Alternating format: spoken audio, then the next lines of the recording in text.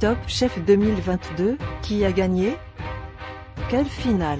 Ce mercredi soir, c'était le dénouement de cette 13e saison de Top Chef.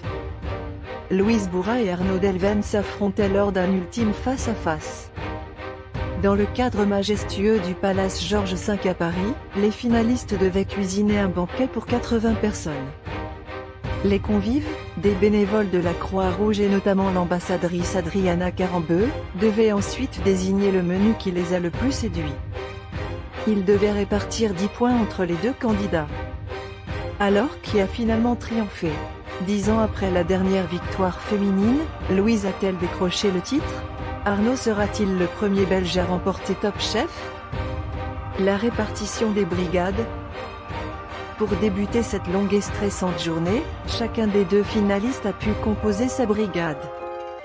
Louise Bourrat était épaulée de Pascal, Ambroise, Élise et Thibaut. Quant à Arnaud, il a pu compter sur le soutien de Lilian, Lucie, Michael et Sébastien. Côté menu, tous deux ont eu des propositions très différentes. En entrée, Louise proposait un sashimi de céréales, un poisson, note de la rédaction, assaisonné de sauce ponzu fumée.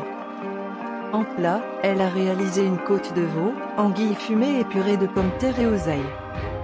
Enfin en dessert, elle a voulu faire un clin d'œil en proposant une version revisitée de son dessert à la haie noire qu'il a qualifié dans le concours lors de la première semaine de compétition. Arnaud, lui, a voulu rendre hommage à la Belgique. En entrée, le jeune chef proposait une revisite d'un classique, la moule frite. Pour le plat, il a choisi un waterzoi de volaille et sa sauce au vin jaune.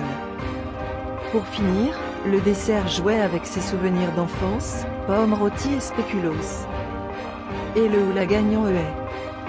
Avec 56,19% des suffrages, Louise devient la 3e femme à remporter le concours culinaire de la 6 et ce, 10 ans après Naoël Deno.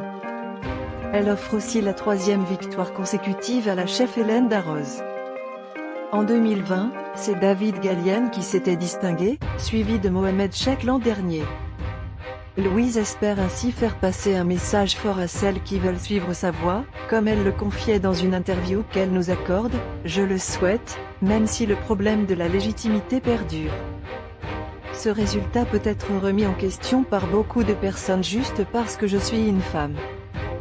Quand tu réussis dans la vie, et encore plus dans des milieux masculins, on dit qu'il y a eu du favoritisme, que c'est la caution féminine, que c'est pour l'image.